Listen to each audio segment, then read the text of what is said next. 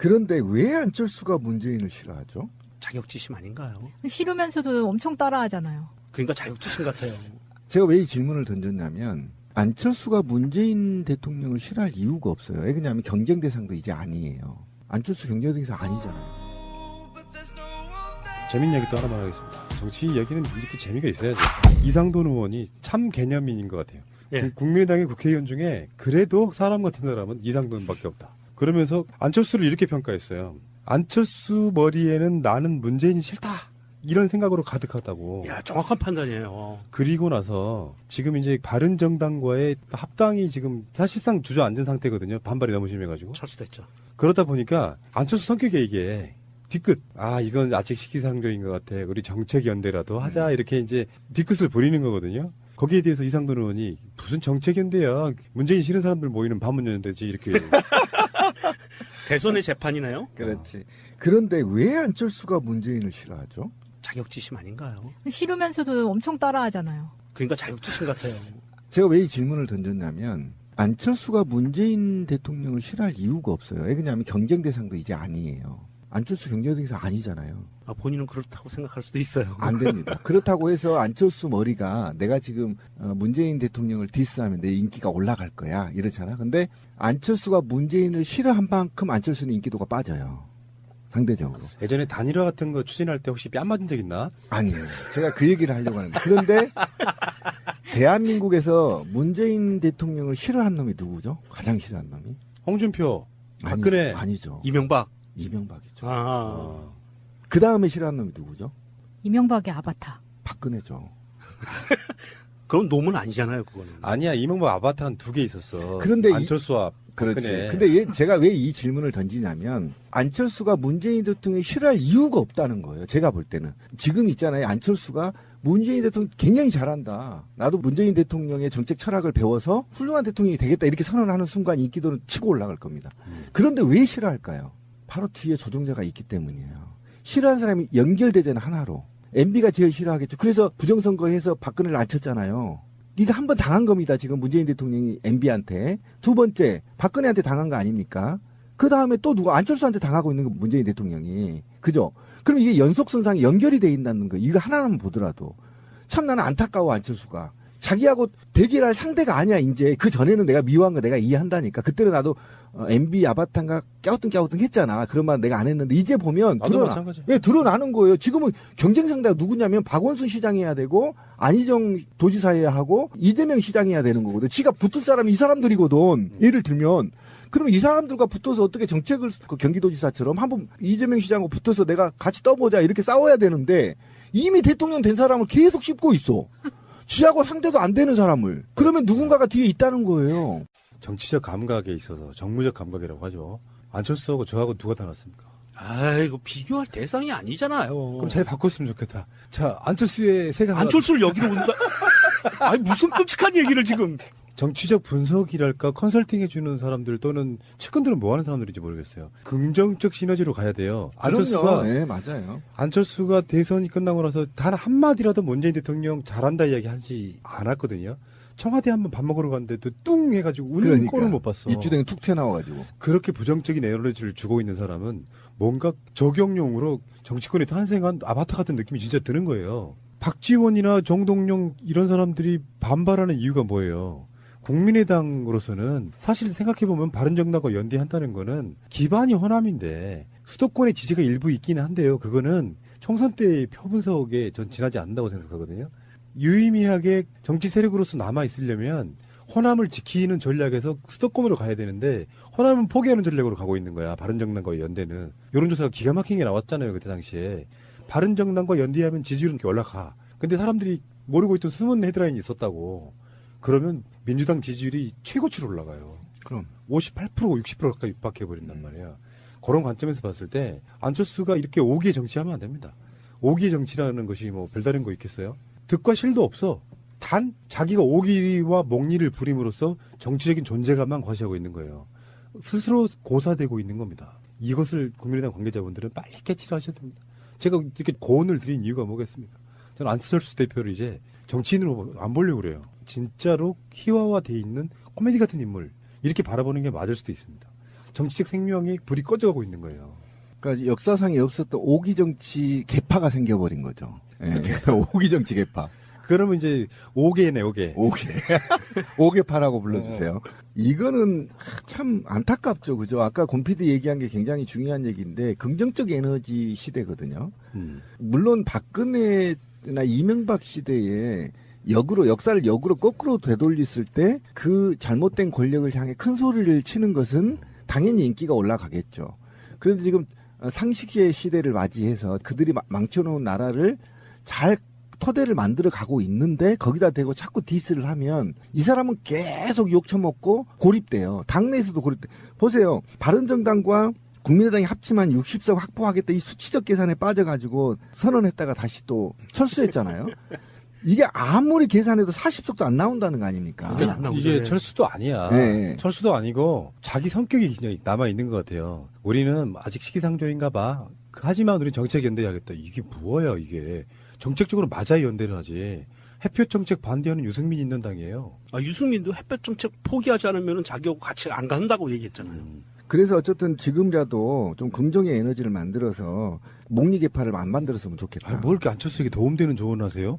그래도 사랑하는구나. 이씨. 네, 좀 안철수가 젊었을 때 잘했잖아. 뭘 잘해? 젊었을 때 하여튼 잘했어. 정치하기 전에는. V3의 환상을 버려. 나 지금 V3가 한국의 어떤 보안이라든지 이런 산업에 해를 끼쳤다고 생각하는 사람이야. 한 가지 팁 좀 드릴게요. V3 얘기가 나왔으니까 지금 여기 계시는 분들은 맥을 쓰시니까 해당 사항 없는데 윈도우 시스템 쓰시는 분들은요. 윈도우 10 시스템으로 업그레이드 되면서 자체 방어벽이 돼 있어요. 방어벽이 돼 있어서 V3 안 써도 V3보다 더 성능 좋은 윈도우에서 자체 방어를 합니다.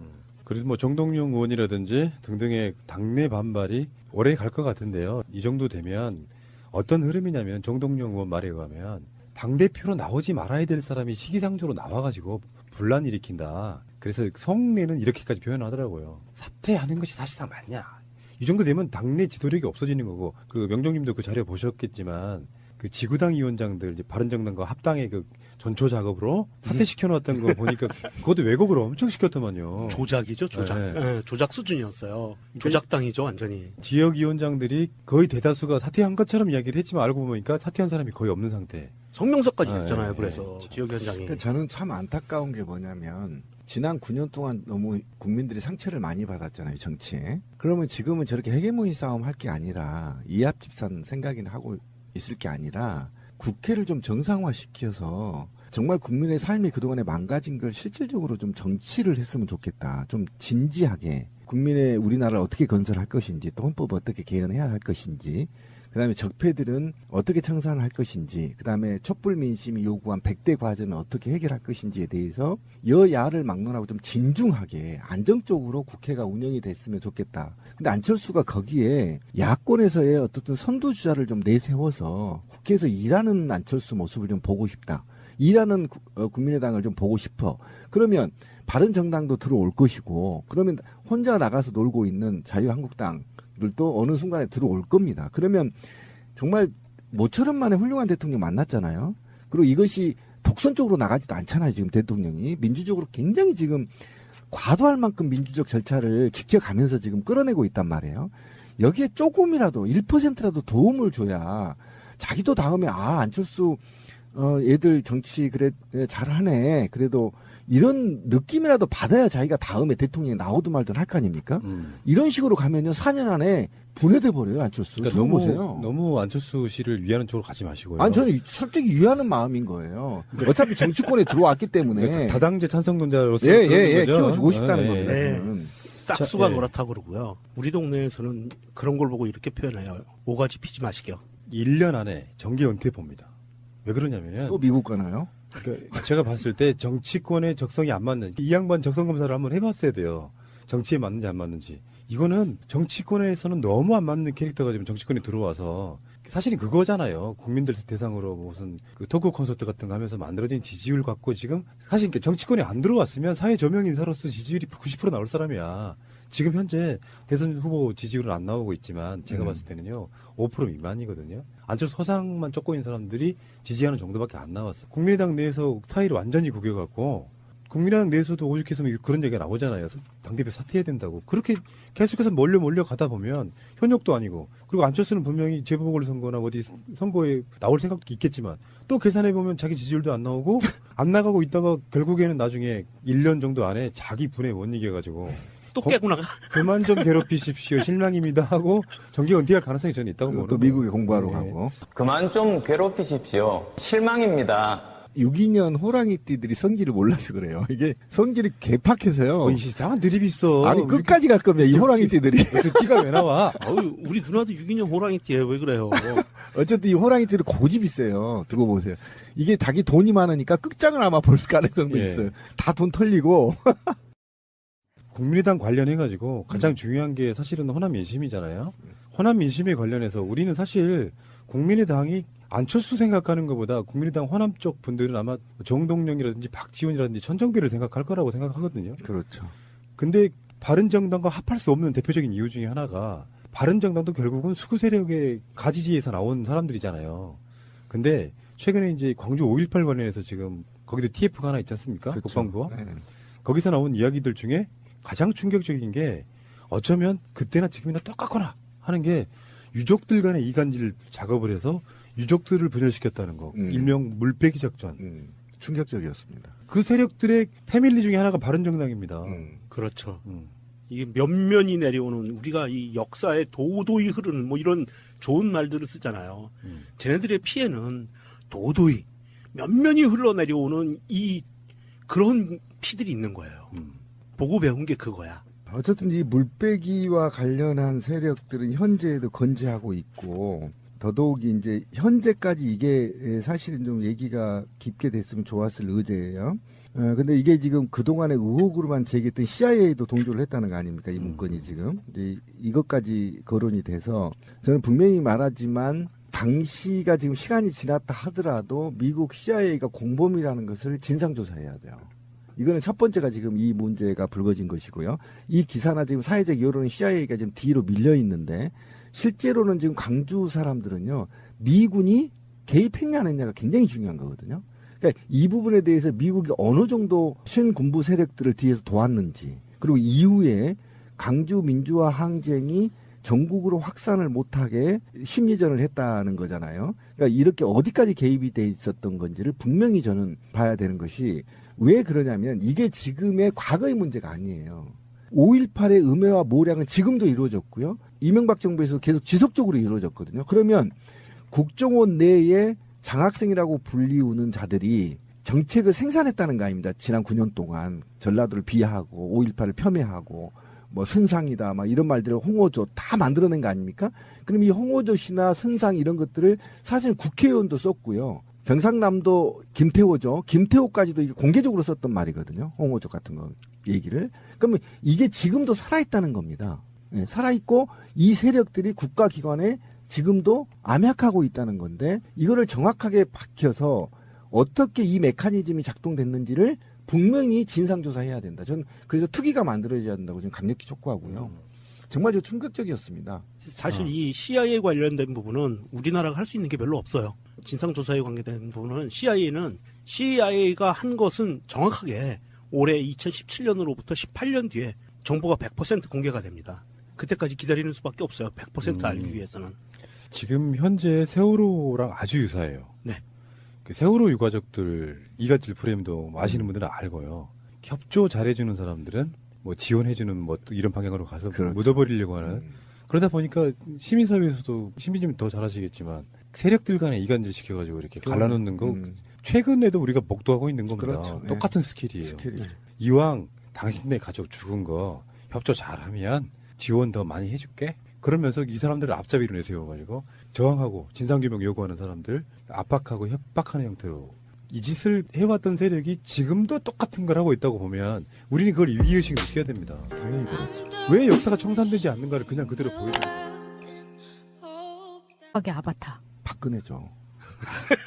그럼 놈은 아니잖아요, 그거는. 아니야, 이명박 아바타 한 2개 있었어. 그런데 안철수와 그렇지. 박근혜. 근데 제가 왜 이 질문을 던지냐면 안철수가 문재인 대통령이 싫어할 이유가 없다는 거예요. 제가 볼 때는. 지금 있잖아요. 안철수가 문재인 대통령 굉장히 잘한다. 나도 문재인 대통령의 정책 철학을 배워서 훌륭한 대통령이 되겠다. 이렇게 선언하는 순간 인기도는 치고 올라갈 겁니다.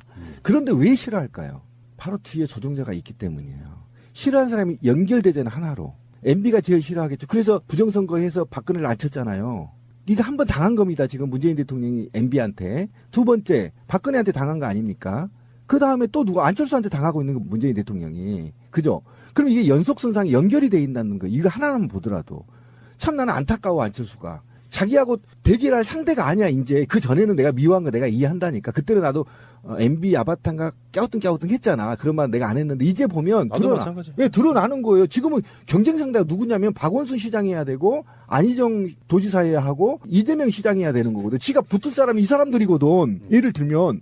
그러면 이 사람들과 붙어서 어떻게 정책을 그 경기도지사처럼 한번 이재명 시장하고 붙어서 내가 같이 떠보자 이렇게 싸워야 되는데 이미 대통령 된 사람을 계속 씹고 있어.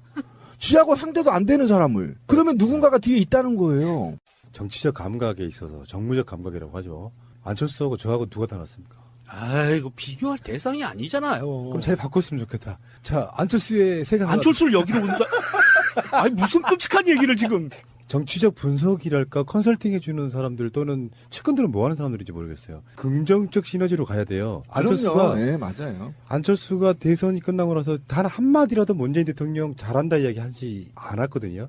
청와대 한번 밥 먹으러 갔는데도 뚱 해가지고 우는 꼴을 못 봤어. 입주댕이 툭 튀어나와가지고. 그렇게 부정적인 에너지를 주고 있는 사람은 뭔가 저격용으로 정치권에 탄생한 아바타 같은 느낌이 진짜 드는 거예요. 박지원이나 정동영 이런 사람들이 반발하는 이유가 뭐예요? 국민의당으로서는 사실 생각해보면 바른정당과 연대한다는 거는 기반이 호남인데 수도권의 지지가 일부 있기는 한데요. 그거는 총선 때의 표분석에 전 지나지 않는다고 생각하거든요. 유의미하게 정치 세력으로서 남아있으려면 호남을 지키는 전략에서 수도권으로 가야 되는데 호남은 포기하는 전략으로 가고 있는 거야. 바른정당과 연대는. 여론조사가 기가 막히게 나왔잖아요. 그때 당시에. 바른정당과 연대하면 지지율은 이렇게 올라가. 근데 사람들이 모르고 있던 숨은 헤드라인이 있었다고. 그러면 민주당 지지율이 최고치로 올라가요. 그럼. 58% 60% 가까이 육박해버린단 말이야. 그런 관점에서 봤을 때 안철수가 이렇게 오기의 정치하면 안 됩니다. 오기의 정치라는 것이 그런데 왜 안철수가 문재인을 싫어하죠? 자격지심 아닌가요? 싫으면서도 엄청 따라하잖아요. 그러니까 자격지심 같아요. 제가 왜 이 질문을 던졌냐면 안철수가 문재인 대통령을 싫어할 이유가 없어요. 왜 그러냐면 경쟁 대상도 이제 아니에요. 안철수 경쟁 대상 아니잖아요. 재밌는 얘기 또 하나만 하겠습니다. 정치 이야기는 이렇게 재미가 있어야죠. 이상돈 의원이 참 개념인인 것 같아요. 예. 국민의당의 국회의원 중에 그래도 사람 같은 사람은 이상돈밖에 없다. 그러면서 안철수를 이렇게 평가했어요. 안철수 머리에는 나는 문재인이 싫다. 이런 생각으로 가득하다고. 야 정확한 판단이에요. 그리고 나서 지금 이제 바른정당과의 합당이 지금 사실상 주저앉은 상태거든요. 반발이 너무 심해가지고. 철수됐죠. 그러다 보니까 안철수 성격에 이게 뒤끝. 아, 이건 아직 시기상조인 것 같아. 우리 정책연대라도 하자. 이렇게 이제 뒤끝을 부리는 거거든요. 거기에 대해서 이상돈 의원이 무슨 정책연대야. 문재인 싫은 사람들 모이는 반문연대지. 이렇게. 대선의 재판이네요. 그렇지. 그런데 왜 안철수가 문재인을 싫어하죠? 자격지심 아닌가요? 싫으면서도 엄청 따라하잖아요. 그러니까 자격지심 같아요. 제가 왜 이 질문을 던졌냐면 안철수가 문재인 대통령을 싫어할 이유가 없어요. 왜 그러냐면 경쟁 대상도 이제 아니에요. 안철수 경쟁 대상 아니잖아요. 아, 본인은 그렇다고 생각할 수도 있어요. 안 됩니다. 그렇다고 해서 안철수 머리가 내가 지금 문재인 대통령을 디스하면 내 인기가 올라갈 거야 이러잖아. 근데 안철수가 문재인을 싫어한 만큼 안철수는 인기도가 빠져요. 상대적으로. 예전에 단일화 같은 거 추진할 때 혹시 뺨 맞은 적 있나? 아니에요. 제가 그 얘기를 하려고 하는데. 그런데 대한민국에서 문재인 대통령을 싫어한 놈이 누구죠? 가장 싫어한 놈이? 홍준표, 박근혜. 아니죠. 이명박. 이명박이죠. 아. 그 다음에 싫어한 놈이 누구죠? 이명박